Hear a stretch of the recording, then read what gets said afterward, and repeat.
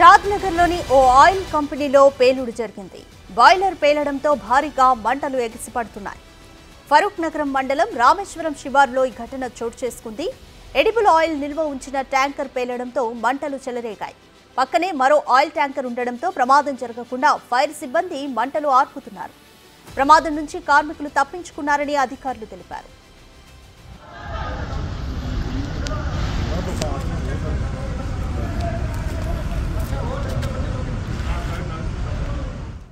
More details మా ప్రతినిధి Rana phone line లో అందిస్తారు.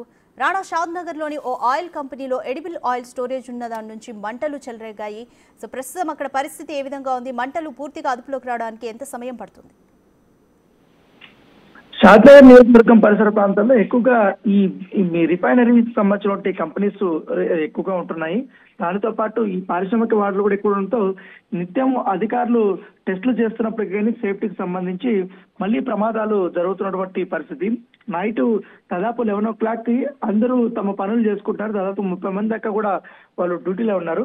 ఒక్కసారిగా కూడా అందులో ఉన్నటువంటి ఆయిల్ ట్యాంకర్ పేలడంతో భయాందోళనకు గురయ్యారు. అక్కడ ఆ సమయంలో ఆ దగ్గర సమీప ప్లేస్ లో ఎవరు లేకపోవడంతో చాలా వరకు కూడా ప్రాణ నష్టం దక్కింది. సో వెంటనే కూడా వాళ్ళు బయటకు వచ్చేసారు.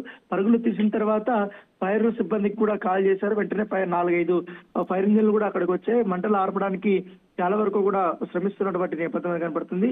దాంతో పాటు పక్కనే కూడా చాలా వరకు కూడా ఆయిల్ ట్యాంకర్స్ ఉన్నాయి కాబట్టి ఒకదాని ఒకటి మంటలు వ్యాప్తి చెంది అవి కూడా పేలే అవకాశం ఉందనేది కూడా అధికారులు వెంటనే ఏవైతే పేలిపోవడానికి అవకాశం ఉన్నటువంటి ఈ ఆయిల్ ట్యాంకర్స్ వద్ద ఈ ఫైర్ ఇంజిన్లు పెద్ద ఎత్తున కూడా వాటర్ వాళ్ళు కొట్టడం, దీనివల్ల మంటలు అనేది వ్యాప్తి చెందకుండా కాస్త వరకు కూడా ఆస్తి నష్టం అనేది తగ్గిందని చెప్పారు. ఎటువంటి ప్రాణ నష్టం అయితే లేదని చెప్పుకోవచ్చు.